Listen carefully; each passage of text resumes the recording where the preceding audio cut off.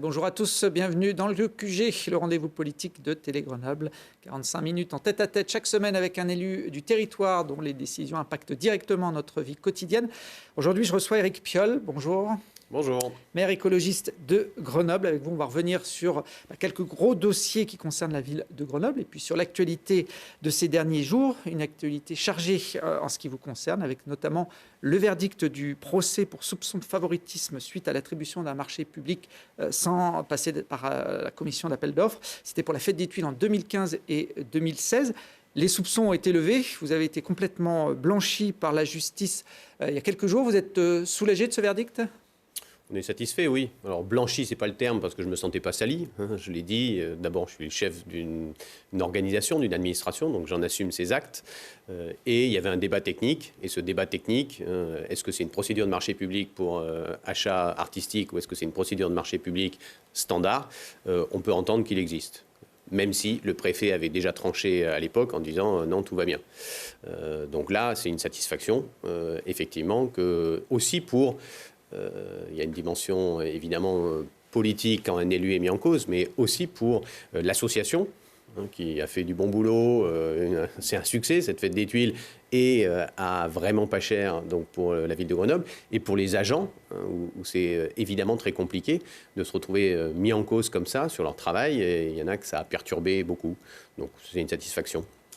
C'est un procès qui se justifiait finalement aujourd'hui avec le recul ? Avec le recul, il semble dire que non, puisque le procureur lui-même a demandé la relaxe pour moi et plusieurs autres personnes. Et ces termes, qui quand même font plaisir à entendre, c'était que j'avais agi de bonne foi en responsable de l'administration et qu'il n'y avait pas le début du commencement d'une preuve de favoritisme. Donc c'est vrai qu'entendre ça, ça fait toujours plaisir. Voilà. On a la sensation que les élus sont de plus en plus souvent appelés à rendre des comptes devant la justice. Est-ce que c'est une bonne chose ? C'est pas une sensation, c'est factuel. Ouais. Dans le mandat 2014-2020, c'est une croissance de plus de 30% par rapport au mandat précédent, et c'est une tendance qui se poursuit. Que les élus, c'est des gens comme tout le monde, donc ils soient justiciables comme tout le monde, c'est normal. Qu'il y ait de plus en plus de procès, peut-être que c'est une nécessité. En tout cas, moi je suis au service de la justice et je me considère comme un justiciable comme tout le monde. Ça peut avoir un côté un peu désagréable. Il y a eu un côté télescopage avec le calendrier de la primaire, puisque j'ai été en garde à vue à 3 semaines de ma déclaration de candidature et que j'ai été convoqué au tribunal c'était le lendemain du premier tour de la primaire pour un procès à 3 semaines de la présidentielle. Donc j'aurais gagné la primaire. Évidemment, tout le monde aurait dit c'est quoi cette affaire ? Mais en fait, c'est la justice qui suit son cours. Et elle suit son cours lentement. C'est depuis un marché de 2015 qui arrive avec un jugement 7 ans plus tard. 2022. Dans l'actualité de la semaine, à Grenoble, il y avait également l'expulsion du camp de l'Alliance. Alors, j'aurais pu faire le même lancement il y a quelques mois. C'est la mairie qui a demandé cette expulsion.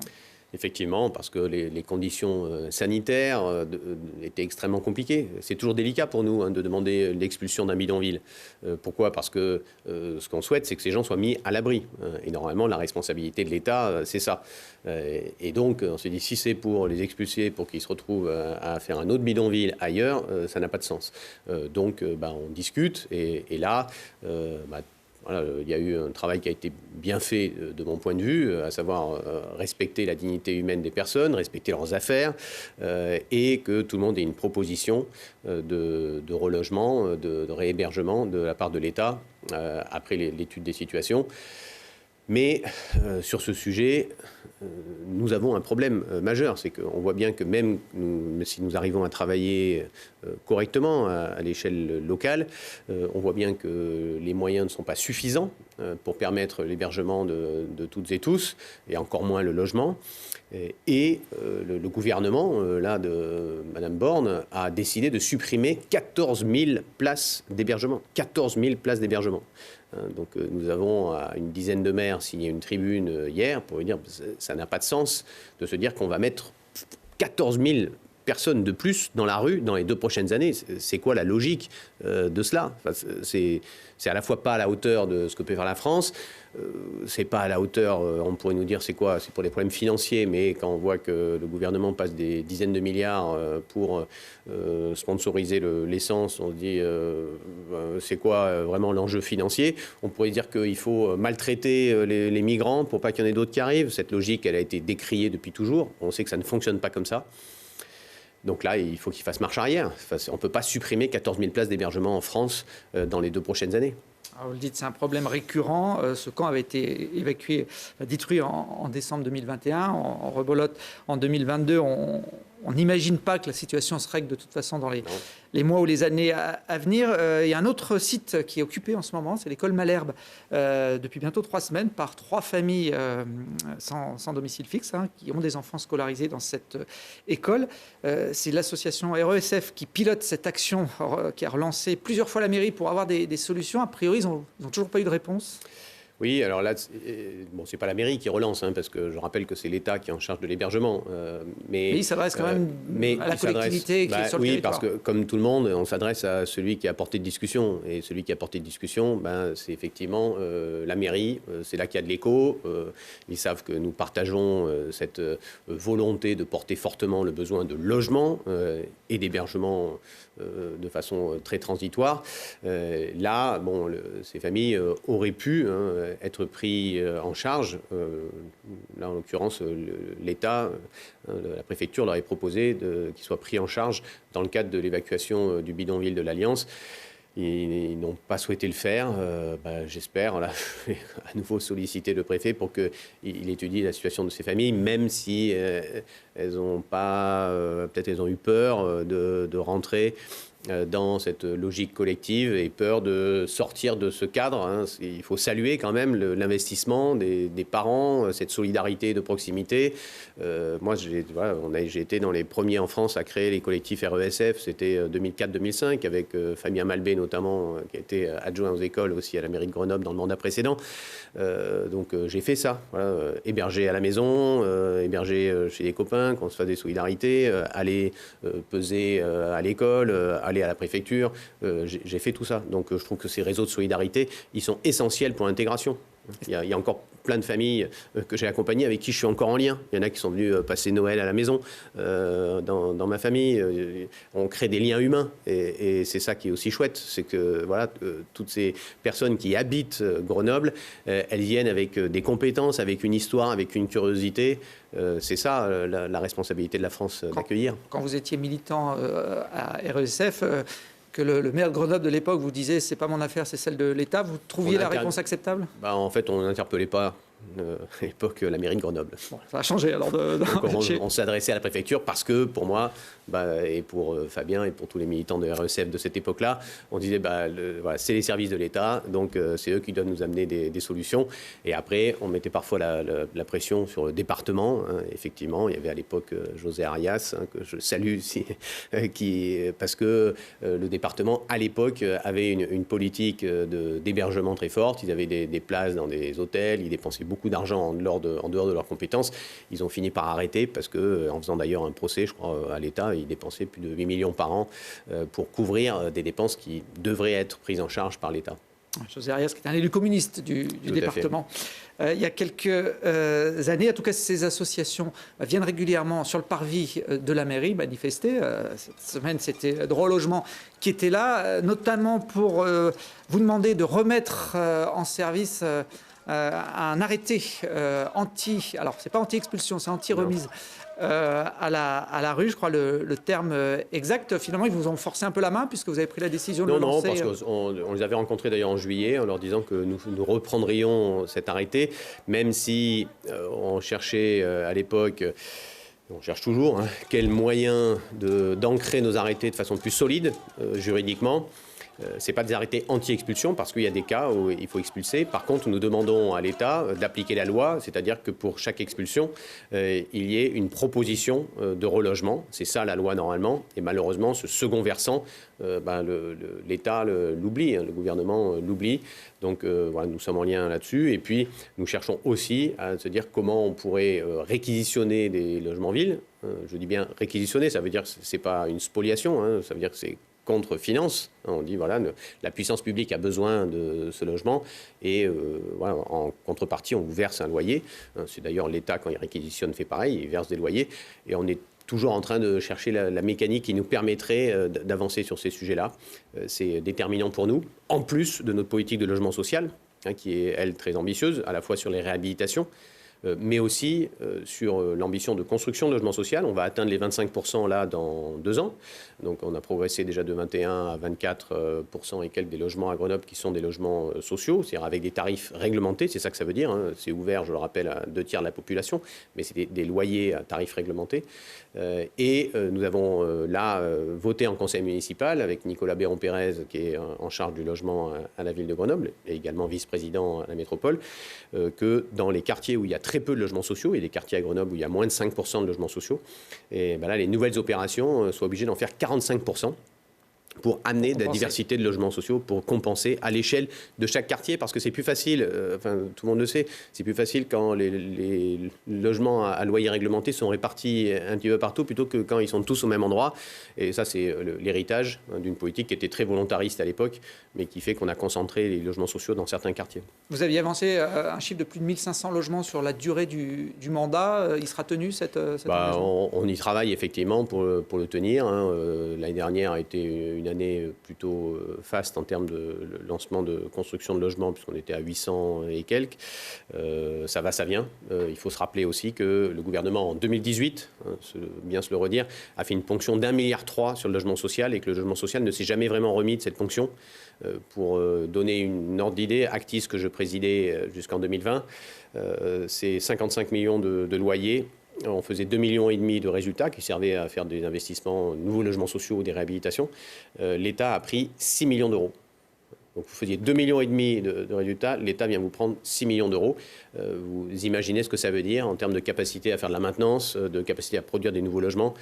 C'est scandaleux. Et là aussi, nous sommes mobilisés pour que le nouveau ministre, Olivier Klein, qui connaît très bien ces sujets, il était maire de Clichy-sous-Bois, c'est un expert du logement social, il était président de l'ANRU, c'est quelqu'un qu'on côtoie, avec qui on discute beaucoup.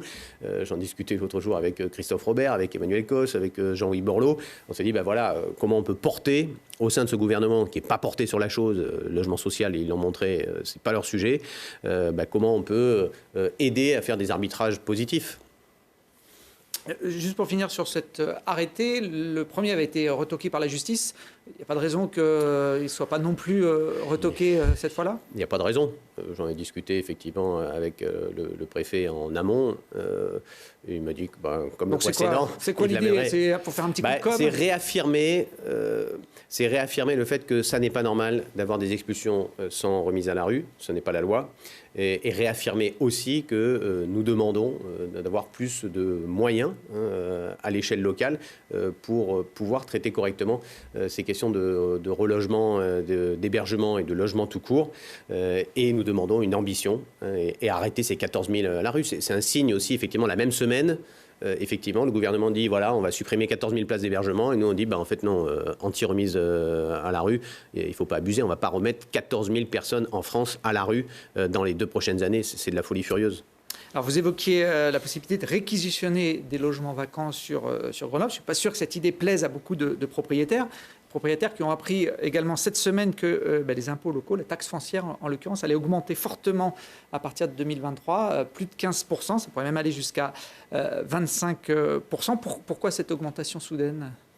Il y a une triple dimension. D'abord, on a décidé de repousser le vote du budget au mois de mars. Pourquoi ? D'habitude, on le vote au mois de décembre. Il y a beaucoup de collectivités qui le votent tard, donc on peut le voter jusqu'à fin mars. Donc il y a beaucoup de collectivités qui le faisaient déjà. Nous, on voulait le voter. Le budget 2023, on dit que c'est logique de le voter en décembre 2022. Mais cette année, c'est un tel bazar dans le budget à l'échelle nationale. On ne sait tellement pas ce qui va sortir des discussions à l'Assemblée nationale et au Sénat, quels sont les arbitrages qui vont être faits par le gouvernement. On s'est dit, en fait, on n'y voit rien. Et Grenoble, comme un grand nombre de grandes villes, a décidé de repousser ces arbitrages budgétaires définitifs.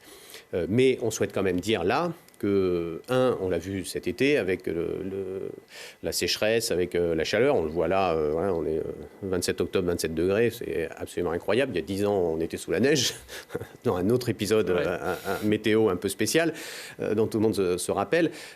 Donc on sait que ça va peser de plus en plus. Et je crois que tout le monde se rend compte que ça va peser en fait sur nos vies. Là, c'est pas juste les générations futures, c'est sur nos vies tout de suite. C'était la météo futuriste qu'avait fait Météo France pour 2050. Vous vous rappelez, ils avaient fait un petit bulletin météo. En fait, le petit bulletin météo devient d'actualité. Il a 30 ans d'avance. C'est incroyable. Et donc, il faut des moyens pour, lutter contre ce dérèglement climatique plus fortement, donc réduire plus fortement nos gaz à effet de serre. C'est ce que nous avons voté à la métropole là, il y a 2 ans en votant une baisse de 65% de réduction des gaz à effet de serre pour 2030. Et deuxièmement, il faut des moyens également pour s'adapter. Parce que le réchauffement est déjà là. Donc il faut faire des îlots de fraîcheur, il faut mettre de la végétalisation, il faut pouvoir financer un peu plus de la réhabilitation de logements, il faut aller plus loin dans la décarbonation de notre alimentation. Et donc tout ça, c'est pour protéger aussi les plus fragiles de nos sociétés et même en fait toutes les couches moyennes qui vont subir de plein fouet ce réchauffement. Donc il faut des moyens pour aller plus vite dans cette transition. Et puis, il y a un deuxième volet, évidemment, c'est qu'on voit que le gouvernement nous met sous pression. Là. Dans leur projet, il y a la réduction des dépenses publiques des collectivités, ce qui est du délire. On s'est exprimé avec France Urbaine. Vous savez que je suis vice-président de France Urbaine avec donc Jean-Luc Moudin, avec le maire de Toulouse, LR, et la présidente Johanna Roland, maire PS de Nantes. On s'est exprimé tous ensemble pour dire vous mettez la pression sur nous, alors qu'en fait, on représente 8% de la dette, mais on représente les 3/4 des investissements. Donc vous êtes en train de, alors que tout le monde dit qu'il faut des investissements, vous êtes en train de nous mettre une balle dans le pied, voire même dans le genou. Donc on dit, là, ça ne va pas, il faut protéger ce service public. Et puis il y a un troisième volet, que tout le monde a en tête, c'est évidemment la crise énergétique, l'envolée des prix de l'électricité. Même si, à Grenoble, on est beaucoup moins touché qu'ailleurs, parce que depuis 2014, nous avons une stratégie sortie du gaz. On ne paye plus que 400 000 euros de facture de gaz, 8 ans plus tard. Réduction des dépenses d'électricité. Rien que pour l'éclairage public, on a divisé par 2. Donc là, à l'époque, on gagnait 1 million. Là, on va gagner plus de 2 millions cette année grâce à ces efforts-là. Mais malgré ça, on va quand même avoir une hausse des charges de 10 millions. Alors, Strasbourg, c'est 45 millions. OK, donc on a un impact beaucoup moins grand parce qu'on a su anticiper, mais n'empêche qu'il y a quand même ça. Et donc il faut prendre en compte ces 3 volets et se dire que, peut-être, je peux vous laisser rebondir, mais peut-être que ce qui s'est passé, là, c'est que Emmanuel Macron a supprimé des impôts locaux, taxe d'habitation et la taxe audiovisuelle. Donc là, on dit, OK, on va venir récupérer entre 1/4 et 1/3 en fait, de ce qu'il a supprimé comme impôt pour vous ces 3 dernières années. Et par contre, on va sécuriser pour tous les propriétaires à revenus modestes, parce qu'il y en a, même si les propriétaires sont à Grenoble statistiquement 50% plus riches que les non-propriétaires, mais ce n'est pas le sujet. On va protéger les personnes qui en ont besoin. Donc demander une contribution d'1/4 à 1/3 de ce qui a été donné par Emmanuel Macron aux plus aisés, pour leur dire on vous en reprend 1/4 à 1/3 pour sécuriser ce changement. C'est bien pour vous, parce qu'il faut s'adapter, c'est bien pour vos enfants, c'est bien pour tout le monde. Ça veut dire que les petits propriétaires, vous allez compenser le surcoût, on n'a pas le droit de compenser, mais on va avoir des dispositifs d'accompagnement, effectivement, parce que notre objectif, c'est que pour la moitié de la population la moins aisée, donc on va dire les couches populaires et les couches moyennes, ça n'est pas d'impact. Donc on trouve la façon de venir leur amener quelque chose qui a de la valeur, une valeur équivalente et qui permette dans la vie quotidienne, sur les postes de dépenses majeurs, qui permettent de les accompagner. Oui. Votre équipe qui a annoncé ça cette semaine a parlé de 15 à 25%. Ça fait quand même une différence pour les petits propriétaires entre 200 à 300 euros d'augmentation. Bien sûr, c'est l'incertitude. Elle sera levée à quel moment ? On attend au vote final du budget en décembre. En décembre ? Non, là, on attend en fait, nous, les décisions du gouvernement. Nous sommes exprimés avec France Urbaine pour dire nous avons besoin, les collectivités locales ont besoin d'accompagnement et en fait, nous voudrions 10 milliards supplémentaires. Le gouvernement a démarré en disant non, nous, on va faire moins 10. Donc là, on a un spectre qui est large comme ça. Est-ce qu'ils vont rester sur leur position en fait moins 10 ? Est-ce qu'ils vont venir en disant finalement c'est un peu bête, alors que l'Assemblée, on voit que tout est paralysé, c'est un peu bête de venir plomber les collectivités locales qui sont celles qui sont en train de faire la transition, qui sont celles qui sont en train d'investir. On verra quels seront les arbitrages. Vraiment, aujourd'hui, c'est une boule de cristal, quoi. Bon, autre actualité cette semaine, c'était au Palais des Sports de Grenoble avec la désignation de la ville qui portera le titre de capitale verte européenne. Alors pas en 2023, on la connaît déjà, mais en 2024. C'est la ville de Valence qui a été choisie, Valence en Espagne, en tant que maire de la capitale verte européenne 2022. Est-ce que vous avez eu votre mot à dire sur le choix de la ville qui allait prendre un peu la succession de Grenoble? Non, c'est l'Union européenne. Vous savez que c'est vraiment une sélection sur dossier. C'est l'Union européenne qui choisit, qui fait son jury, comme pour nous il y a 2 ans, puisqu'il y a 2 ans, on a été choisi pour être capitale verte cette année. C'était un grand moment d'émotion. Et là, avec Juan, là, le maire de Valence, qui est un gars très chouette, qui était le premier maire d'ailleurs espagnol à venir en vélo à la mairie, il y a déjà une bonne dizaine d'années, avant qu'il soit maire. Et ben, on a passé une très belle soirée et on était très heureux parce qu'on a accueilli, il y avait 5 capitales vertes qui étaient là. Il y avait des feuilles vertes, ça c'est pour des petites villes, donc on avait une dizaine, quinzaine de nationalités différentes, c'était extrêmement riche humainement, il y avait beaucoup de public, il y avait plus de 1000 personnes au Palais des Sports, et c'est un temps fort parce qu'il y a de l'émotion et puis la transmission, et puis on fait un club, une association des villes capitales vertes, en disant à l'Union européenne, voilà, vous pouvez vous appuyer sur nous, nous accompagner évidemment, on est toujours en train de chercher des financements, et nous accompagner, mais pour faire bien ce que vous avez choisi, parce on avait un bilan, c'est-à-dire qu'on a déjà fait des choses, on a une ambition, c'est-à-dire qu'on veut aller plus loin, et on est inspirant, c'est-à-dire qu'on est capable de discuter entre nous, d'accueillir des gens, de leur montrer ce qu'on fait, qui repartent avec la pêche, et nous aussi d'aller chercher cette énergie dans ces rencontres internationales. Alors, vous parlez du bilan, l'année 2022 n'est pas terminée, mais bon, le gros de cette opération s'est déroulé. Si je vous dis que c'est un événement qui a réussi à fédérer les acteurs locaux, notamment les collectivités, c'est un petit exploit parfois à Grenoble, mais pas vraiment la population, le grand public. Vous êtes d'accord avec cette analyse ? Alors les acteurs, oui, parce qu'on a créé un conseil scientifique en 2019, que ce conseil, il va continuer. Il était pour Capitale Verte, mais il va continuer pour accompagner notamment, là, il y avait la Convention climat métropolitaine, il y a le plan climat, il y a cette ambition d'arriver à 65% dès 2030, donc il va nous accompagner. Il y a le monde économique qui s'est vraiment fédéré dans le comité des partenaires, et donc il y a beaucoup de gens qui bougent dans leur domaine d'activité, mais aussi des parkings qui débitumisent et ils plantent des arbres. Donc il se passe beaucoup de choses. Le monde de la culture a commencé à bouger également. Le monde du sport s'est structuré pour faire une charte de la transition très forte. Et effectivement, on a réussi à travailler avec les institutions, quelle que soit la couleur politique. Donc c'est réjouissant. Plus de 700 événements, ça veut dire qu'il y a énormément de monde qui est venu. On attend encore 600 personnes au Palais des Sports aujourd'hui. Après, on avait un événement qui était plus, on va dire, vocation 20-30 000 personnes, comme on avait pu faire pour les 50 ans des JO. C'était le 15 janvier, c'était le Covid, on était limité en jauge. Et ce spectacle-là, qui était un spectacle artistique sur la Bastille, il a été annulé. Ça nous a fait un pincement au cœur. Je me rappelle, on a fait une conférence téléphonique, c'était le 24 décembre après-midi.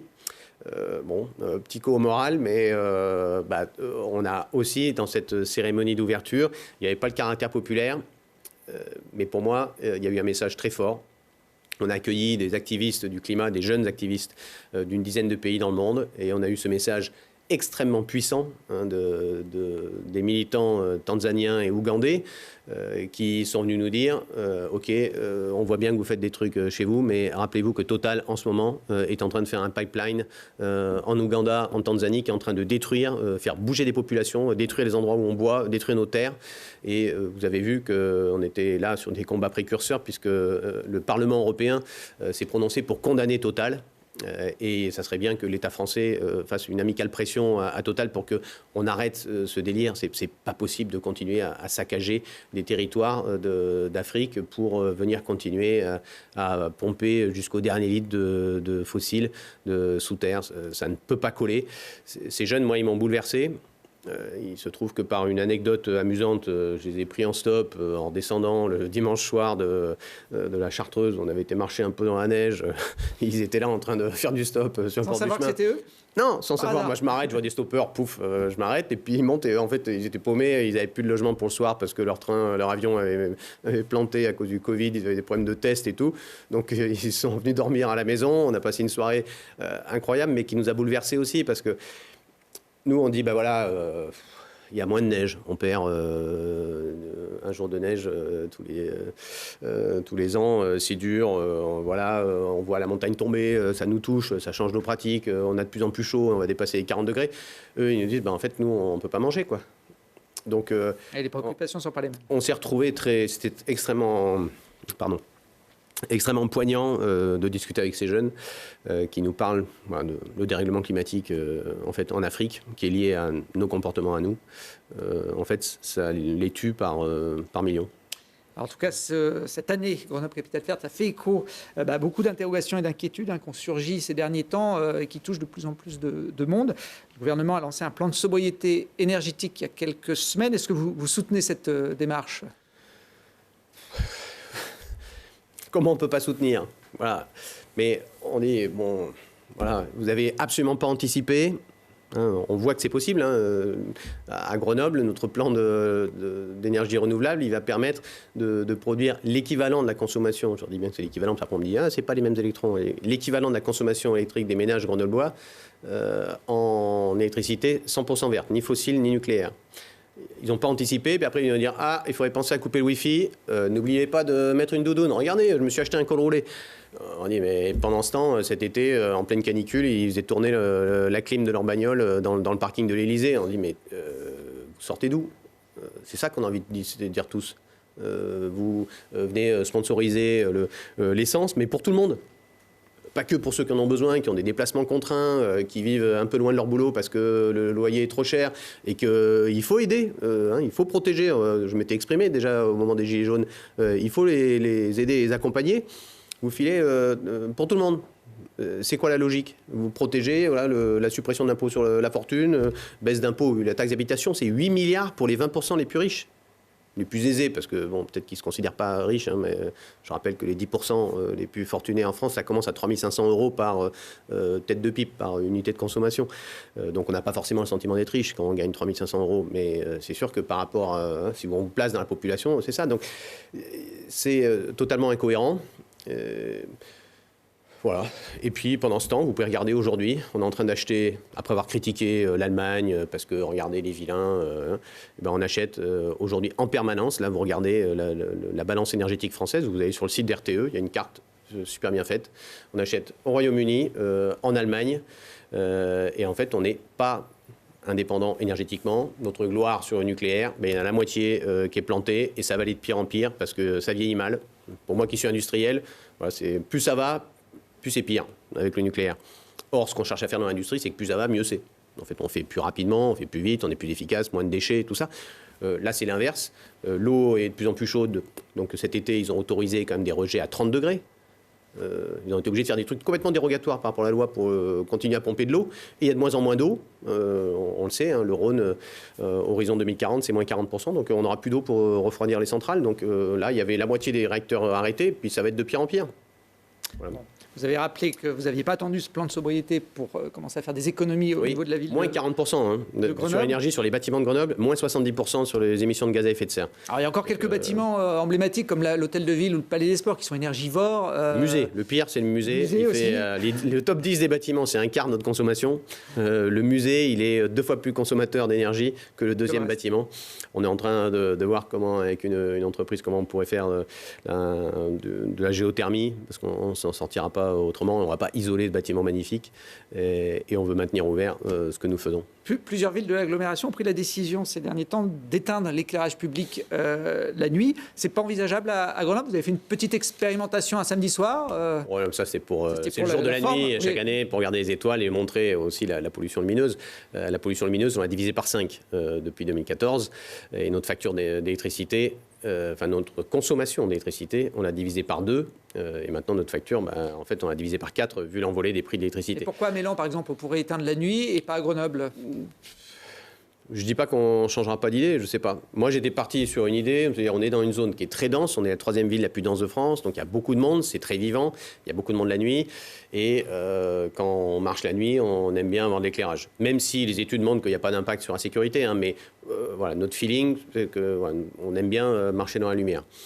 Donc on est plutôt parti là-dessus. Après, on voit qu'il y a des villes, y compris des grandes villes, qui choisissent d'éteindre. Bon, nous, on n'a pas trop de quartiers résidentiels, donc on ne peut pas dire, tiens, on va éteindre un bout, ça n'a pas trop de sens hein, d'un point de vue énergétique.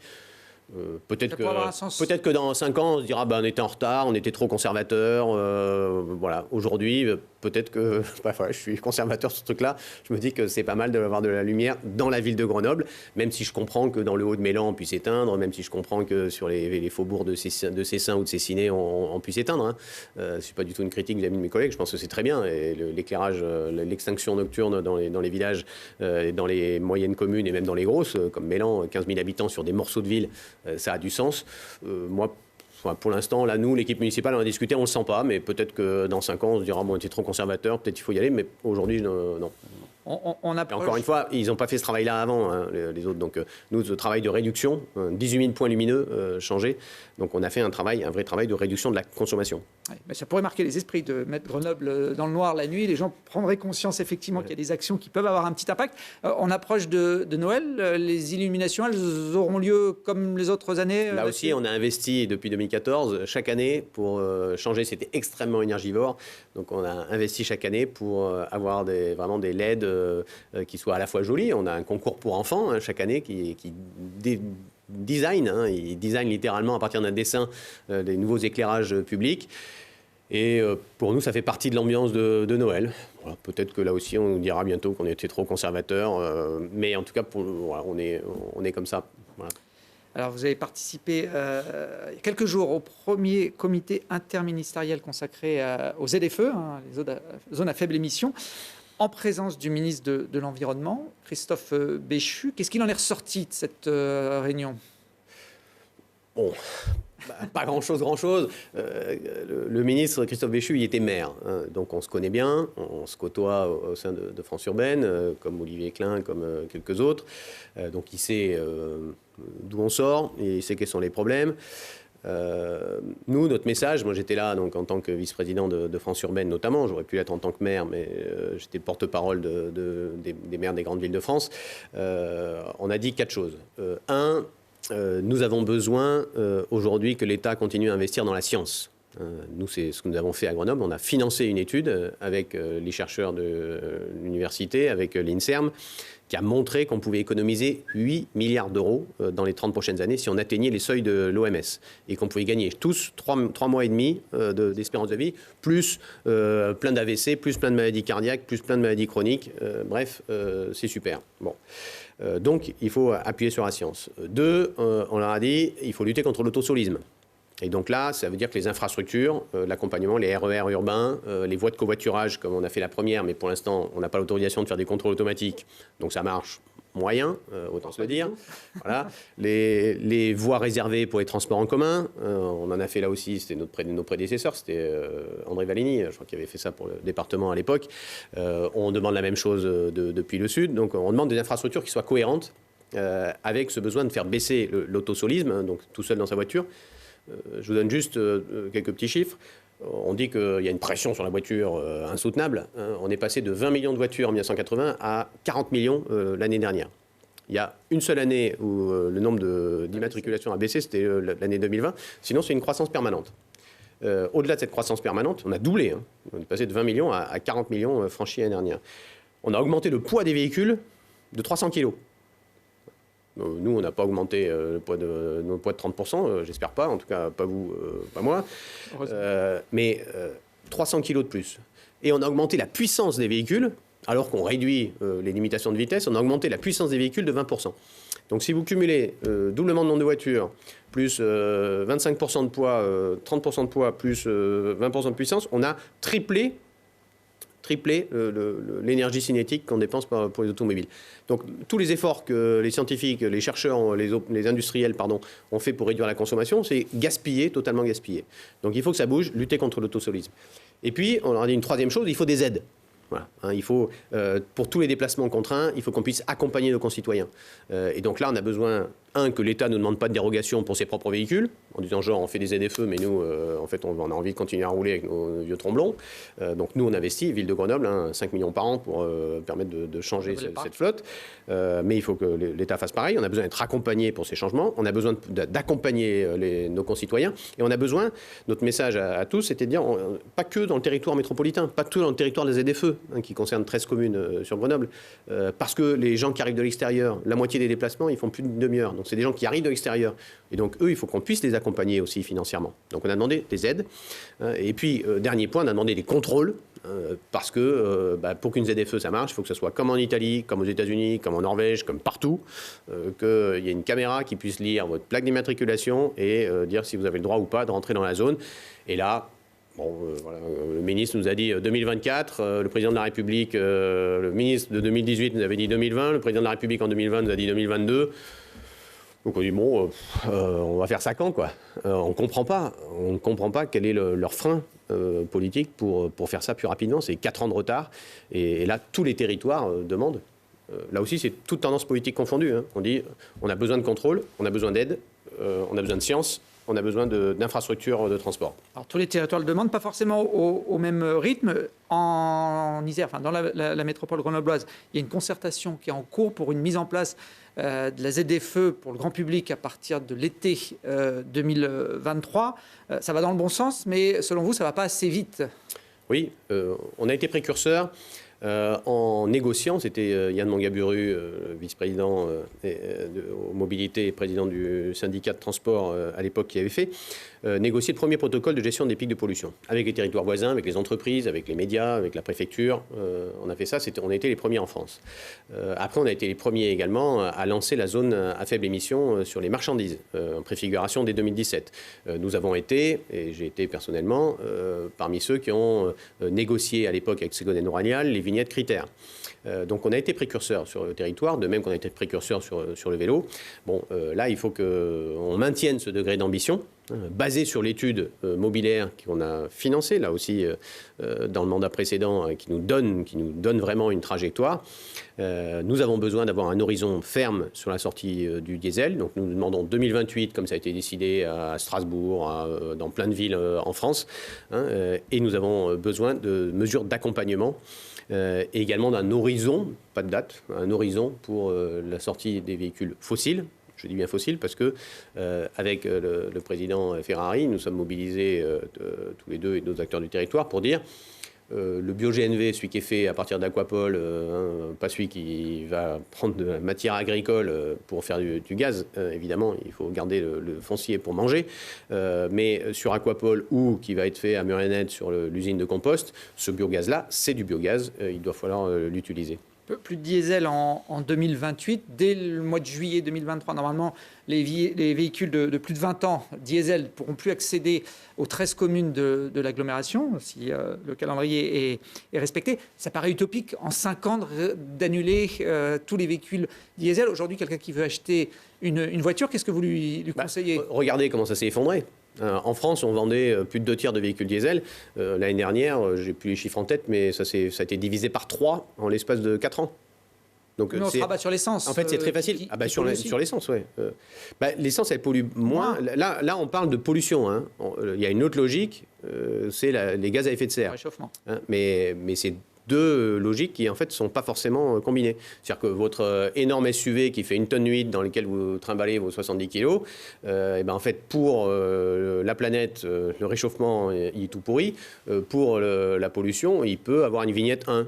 Et c'est ce qui pose question. Les gens disent mais pourquoi est-ce que lui il aurait le droit de rouler avec son char d'assaut en pleine ville Donc là il y a un compromis. Le taux de particules qui fait la... Il y a un compromis. Voilà, c'est juste le taux de particules.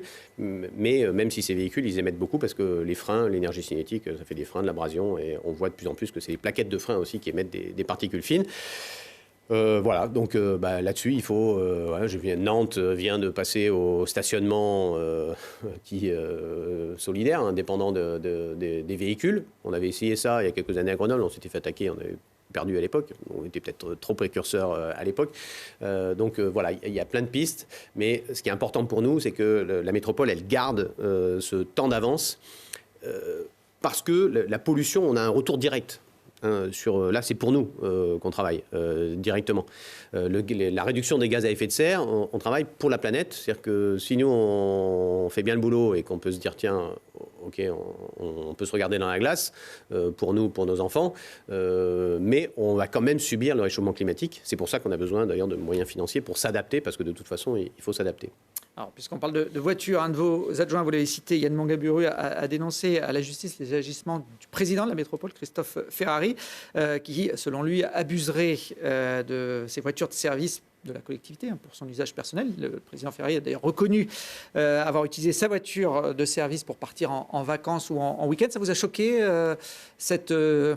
cette séquence? J'ai pas envie. Alors d'abord, c'est pas Yann Mangaburu, parce qu'Yann Mangaburu, il avait fait ça, mais il avait dit à personne. Ça a été le procureur a classé l'affaire. C'est le chef de cabinet du président Ferrari qui a dit en fait non, ça colle pas. Et comme vous savez que les fonctionnaires et les élus sont tenus de par la loi de faire ce qu'on appelle un article 40, c'est-à-dire que s'ils sont au courant d'un délit, ils doivent le signaler au procureur. Moi, j'en fais régulièrement sur plein de sujets, sans le rendre public, évidemment.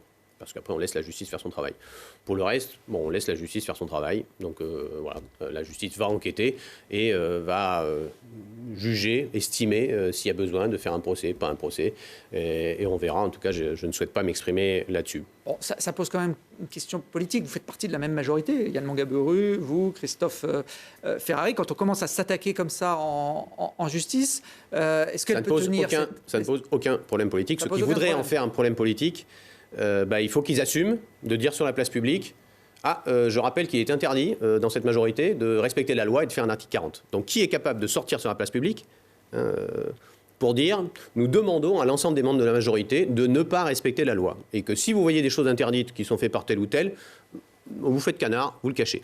Ça, c'est interdit par la loi. Qui publiquement peut venir dire ici sur ce plateau nous demandons aux membres de la majorité de violer la loi? J'aimerais qu'ils viennent. Donc pour moi, il n'y a pas de problème politique. Et encore une fois, Yann Mangaburu n'avait pas rendu public ni son article 40, ni le classement sans suite. Donc en fait, personne n'était au courant. Le problème, il vient c'est pas un problème, il est mis sur la place publique par le chef de cabinet du président Ferrari. Donc voilà, on va laisser la justice avancer. Moi, j'ai juste dit une chose à Christophe Ferrari à cette occasion. Le reste, la justice, moi, m'en occupe pas. C'est pas mon sujet. Par contre, en termes de pratique politique, nous avions un engagement en 2014, quand j'ai décidé de le soutenir, et ce que ça lui a permis d'être président de la métropole, c'est qu'il ait du temps à consacrer, donc il passe à un temps très très partiel à l'université, et que le train de vie soit raisonnable, et donc qu'il soit une indemnité basse. Donc là, je lui ai dit, là, j'ai un problème, parce qu'effectivement, ça a été pointé, c'est pas loin de 10 000 euros net par mois, donc ça me pose un problème, je le dis très simplement, et le temps me pose un problème, ça ne correspond plus à nos engagements. Et en plus, j'ai découvert à cette occasion que nous avons voté, le Conseil métropolitain a voté une augmentation d'indemnité au président Ferrari. Donc je l'ai voté, mais bon, c'est un écart, c'est un indice 108 de l'article 3 de l'échelon 12, donc on ne peut pas le savoir, mais ça veut dire qu'on a voté en cours de mandat dernier une augmentation d'indemnité sans qu'on nous le dise. Et ça me pose problème aussi, mais ça, c'est un problème politique qu'on va traiter. Je lui ai dit en tête à tête, on s'est parlé très simplement. Mais le reste, la justice fait son travail, ça n'est pas mon affaire. Je n'irai pas sur ce sujet-là. Bon, les relations restent bonnes donc entre vous et Christophe Ferrari. Bon, on était ensemble hier avec le directeur général adjoint de la commission européenne. Vous étiez ensemble sur la scène du Palais. Voilà, on était ensemble sur la scène et évidemment, nous travaillons ensemble. Autre motif de dissension, en tout cas, qui semble se dessiner au sein de cette majorité métropolitaine, ça concerne le projet de métro câble entre Saint-Martin-le-Vinou et Fontaine, qui est porté par le SMAG. Et Elisa Martin, votre ancienne première adjointe, qui fait toujours partie de votre équipe et qui siège à la métropole, avait un avis très tranché sur le sujet il y a quelques semaines sur ce plateau. Il y a un collectif, tout à fait sérieux, tout à fait constitué, qui m'a sollicité d'ailleurs, et qui se mobilise contre ce projet. Et moi, je les soutiens à 100%. Et on va regarder comment, politiquement, y compris les élus locaux, peuvent s'exprimer, comme l'a fait Laurent Amadieu, peuvent s'exprimer contre ce projet.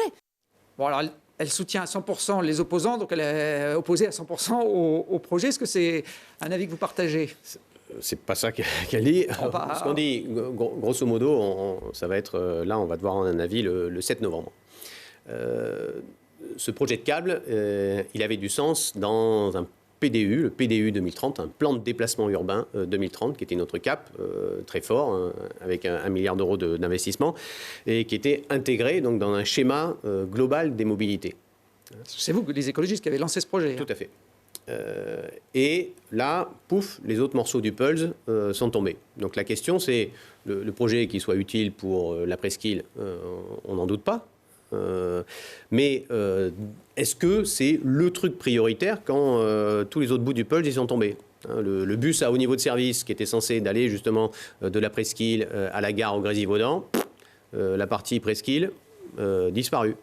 On était censé passer de 5 à 8 lignes de tramway sur les mêmes rails, donc pour éviter le cœur grenoblois, l'étoile du centre-ville qui est tout embouteillé de tramway.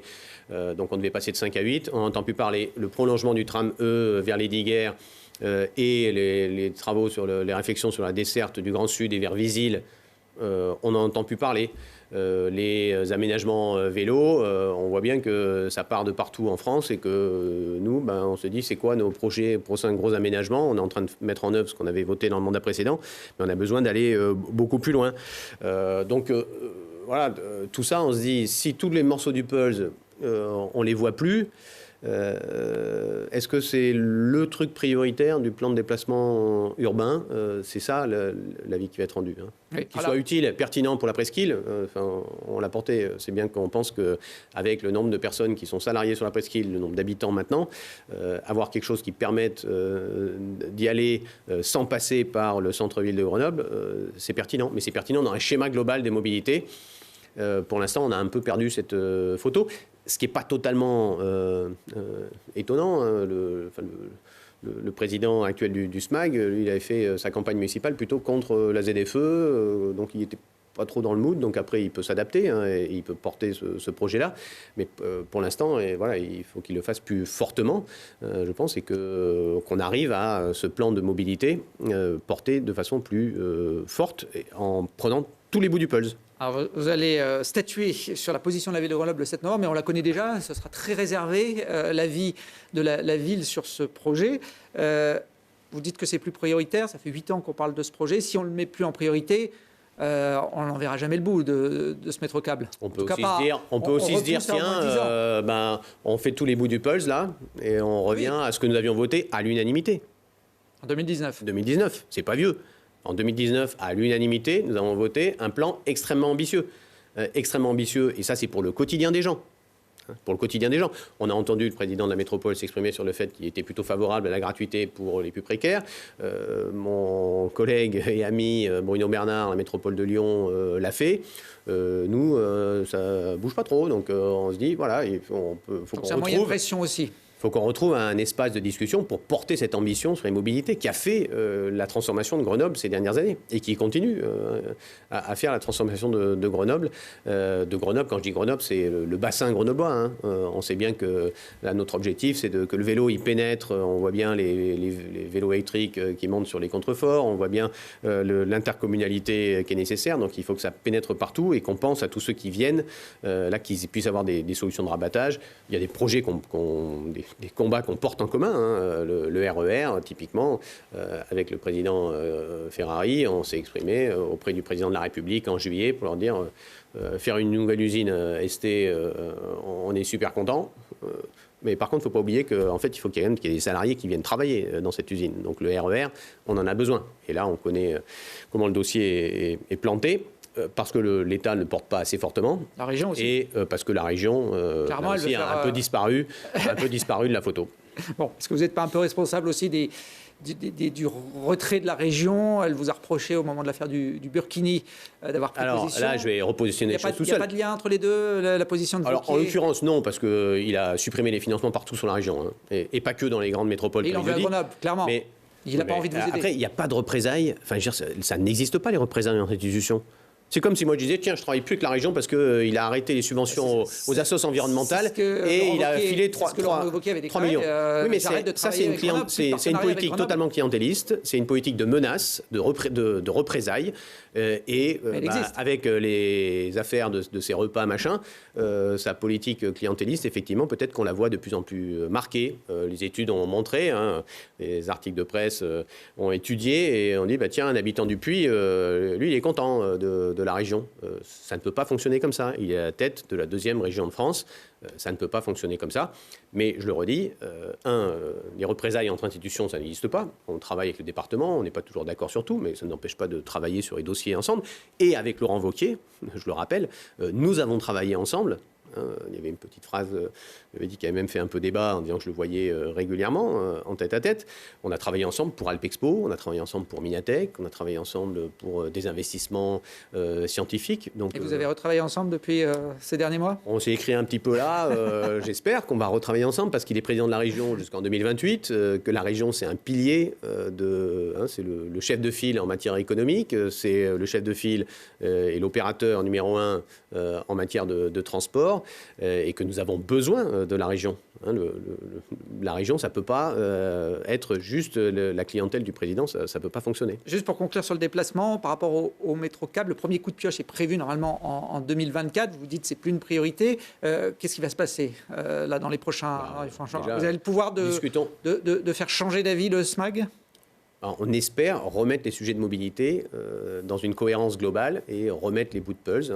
Le passage de 5 à 8 lignes de tram, c'est pour quand, ça marche comment. Le financement, la gratuité pour les plus précaires, c'est pour quand, ça marche comment. Le bus à haut niveau de service pour la presqu'île, là c'est le même objectif.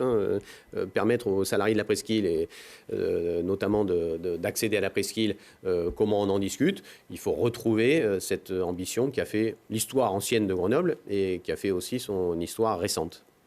Bon, affaire à suivre. Je pense qu'on en reparlera dans les prochains mois. En plus, moi, j'oublie pas qu'on est quand même la terre de Pont-Magaski. Donc, nous sommes attachés structurellement. L'opérateur qui doit construire on est attaché structurellement au câble.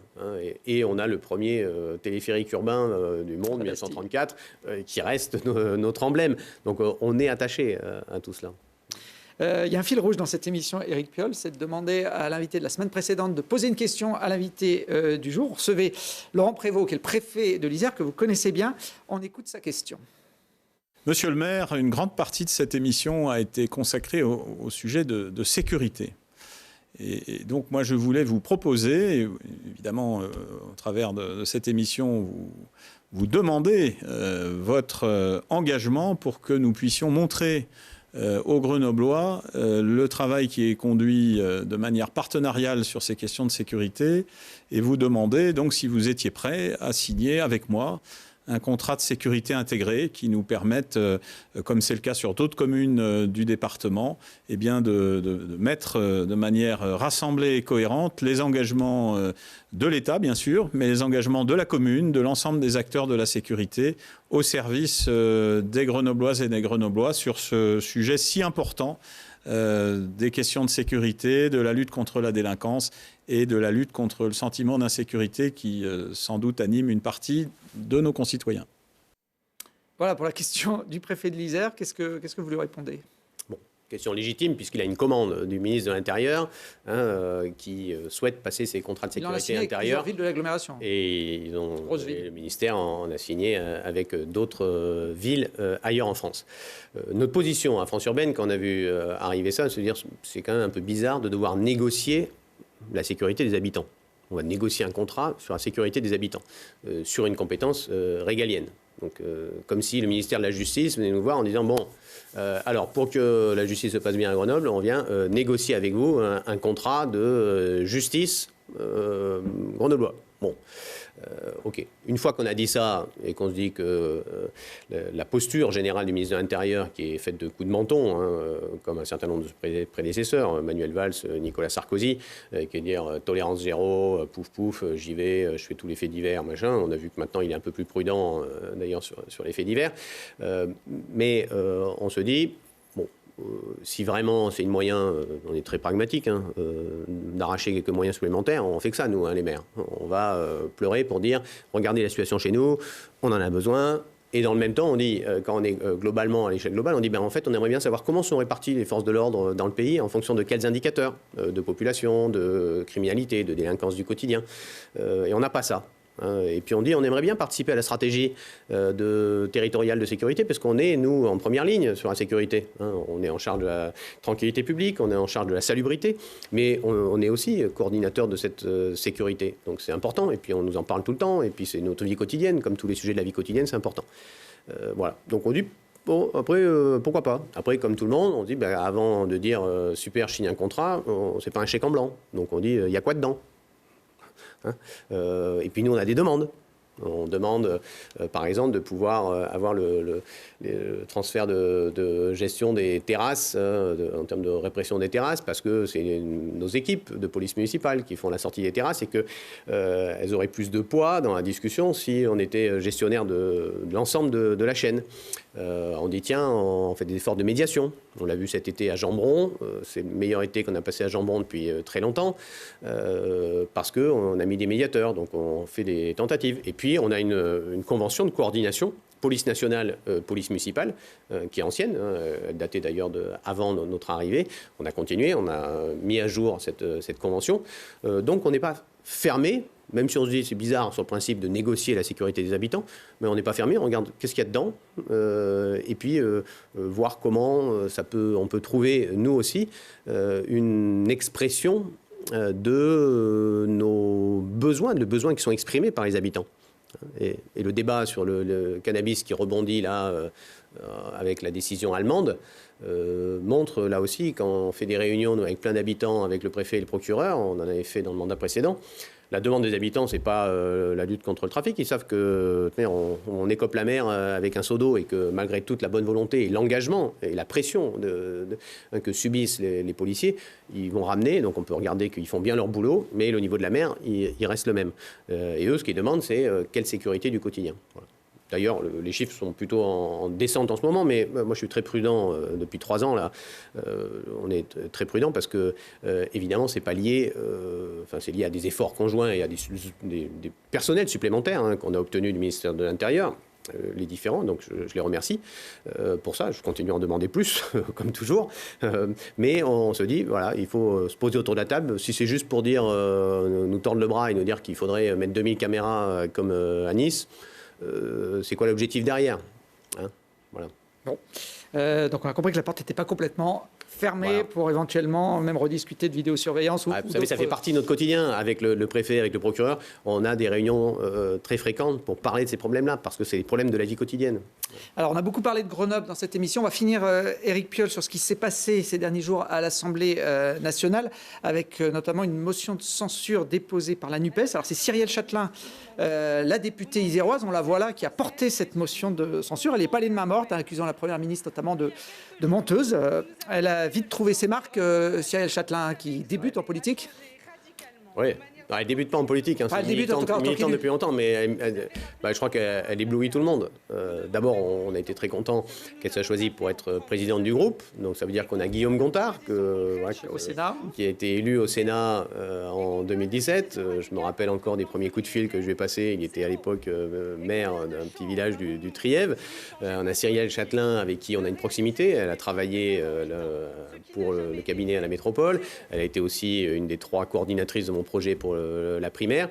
Ils l'ont choisie parce que voilà, elle sait y faire, vous avez vu la ligne, elle a une colonne vertébrale politique très forte, elle a une posture humaine qui est une posture de dialogue mais de fermeté, et elle a une capacité d'expression dans la joute qui s'est révélée effectivement, et tout le monde s'est dit waouh. Là, ça envoie. Donc, je trouve ça réjouissant de voir des nouvelles personnes. Il y a aussi Marie-Charlotte Garin à Lyon, Marie Pochon dans la Drôme. Voilà, donc on a évidemment Elisa Martin, ma première adjointe, mon ex-première adjointe, maintenant membre du conseil municipal toujours, mais députée. On voit tout ça fleurir. On se dit, tiens, c'est un petit espoir, même si on a perdu les élections législatives.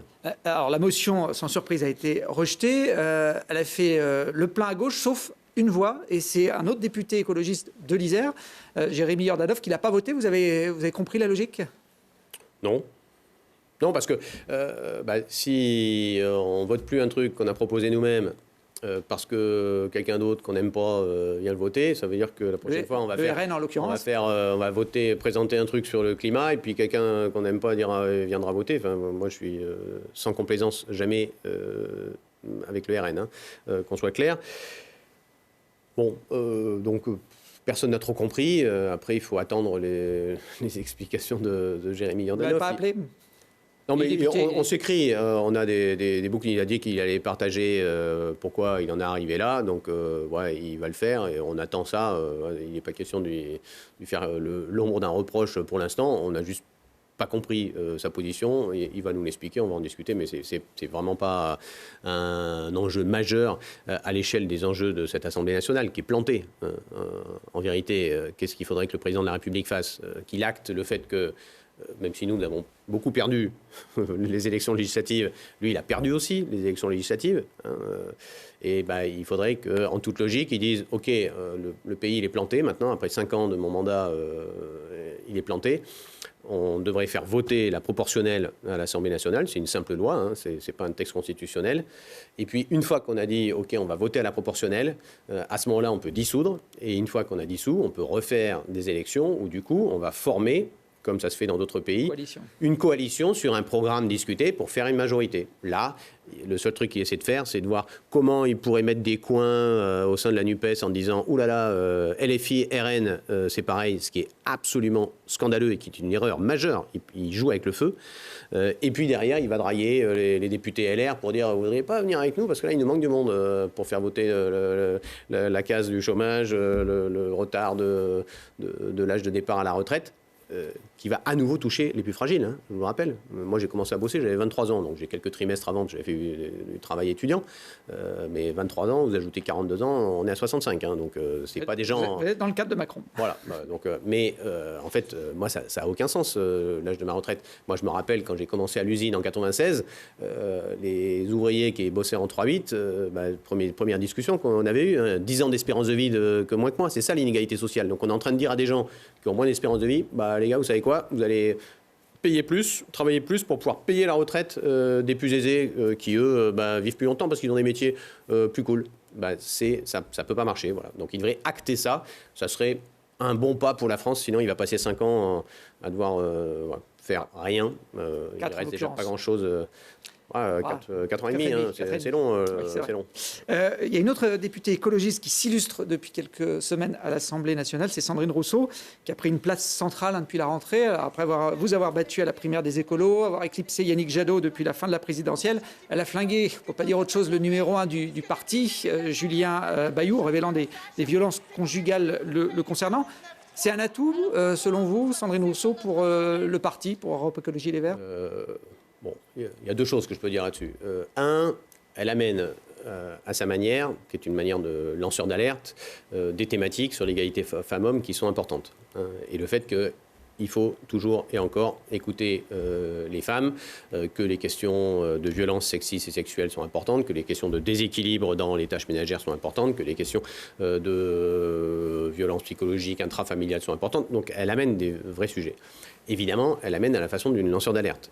Mais là-dessus, si elle a pris toute la place pour Europe Écologie, c'est juste parce que Europe Écologie, en fait, c'est un symptôme, Sandrine Rousseau. C'est pas la cause de nos problèmes. On avait déjà des problèmes avant, il y a un an. Il y a un an, elle n'était pas sur le paysage politique. Et Europe Écologie Les Verts, c'était déjà la même question. Comment se fait-il que vous ayez une surface politique qui est comme ça et qui, normalement, devrait être amenée à grossir, et en fait, une organisation qui est là pour s'assurer que toutes les tendances, sous-tendances qui sont la richesse et l'histoire du mouvement écologiste continuent à perdurer. C'est ce travail-là qui doit être changé. Donc moi, Sandrine Rousseau, je ne tiens pas particulièrement à m'exprimer sur ce qu'elle fait, ce qu'elle dit. Je regarde juste que c'est un symptôme, aujourd'hui, le fait qu'elle prenne toute la place est un symptôme de la faiblesse du parti. Et nous avons un congrès au mois de fin novembre et début décembre qui va permettre d'élire une nouvelle direction. Moi, j'y soutiens Marine Tondelier et l'équipe qu'on a formée. On est plus de 1500 dans cette équipe. C'est là aussi, comme Cyrielle, elle faisait partie de mon équipe pour la primaire de l'écologiste. Je sais ses capacités et son talent.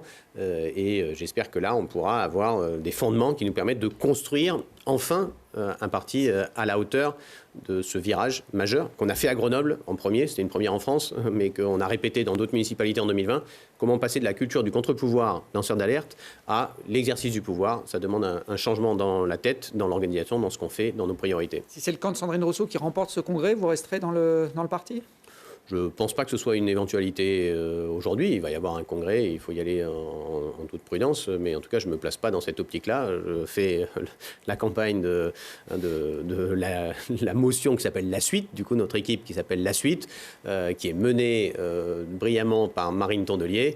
Et voilà, c'est là-dedans que j'investis mon énergie, avec le maire de Lyon, avec beaucoup d'autres maires, d'ailleurs un peu partout, la maire de Poitiers, Léonore Moncoduit. On est nombreuses et nombreuses, des élus, mais aussi ces 1500 militants qui sont là pour qu'enfin on se dise qu'on a un espoir de transformer le parti. Un dernier projet de loi qui a fait moins couler d'encre, mais qui a été évoqué ces derniers jours à l'Assemblée nationale, proposé par le député insoumis Aymeric Caron, qui propose d'interdire la corrida, qui est une pratique qui traditionnellement est bien ancrée dans le sud-ouest de la France. Vous venez, vous, du sud-ouest, vous êtes originaire des Pyrénées. Est-ce que vous soutenez quand même cette proposition d'interdire la corrida ? Oui, ça fait maintenant 5 ou 6 ans que je suis dans le parti du comité anti-corrida. Et effectivement, dans ma culture, c'est aussi une évolution. Moi, j'ai été à Pampelune voir des corridas. Après, petit à petit, c'est vrai qu'on évolue, on se dit que c'est changement culturel. On voit qu'en Catalogne, il n'y en a déjà plus. Donc on voit que même les pays qui étaient très ancrés, ils ont bougé sur ces questions-là. On voit aussi que nous, chez moi dans le sud-ouest, on fait beaucoup de jeux avec les vaches. On a des courses de vaches landaises dans lesquelles il n'y a pas de mise à mort et dans lesquelles on n'abîme pas les animaux. On les respecte. Ce rapport à la vie animale, ça dit quelque chose aussi de notre rapport au vivant, de façon générale. Ça dit quelque chose de... Voilà, chaque battement de cœur, c'est 30 animaux qui sont tués. Et L214 a donné là, le titre de vraiment meilleure ville des amis des animaux à Grenoble cette année. C'est une fierté pour moi. Il y a Sandra Krief qui est dans mon équipe qui nous aide beaucoup, qui nous stimule pour qu'on soit encore plus ambitieux que dans le mandat précédent. Et là, on a atteint, je crois, 65% de nos objectifs de 2026. Donc, elle nous fait bouger beaucoup. Et ça correspond à notre ADN. On se dit que c'est ça qui fait changer ce rapport au vivant. Donc, oui, je soutiens cette loi. Je suis, voilà, au début, quand de mon engagement politique, j'essayais de passer à côté, je le dis, du stand, la question. En me disant, bon, à Grenoble, la corrida, c'est pas le sujet. Donc, pouf, j'ai essayé de contourner le stand.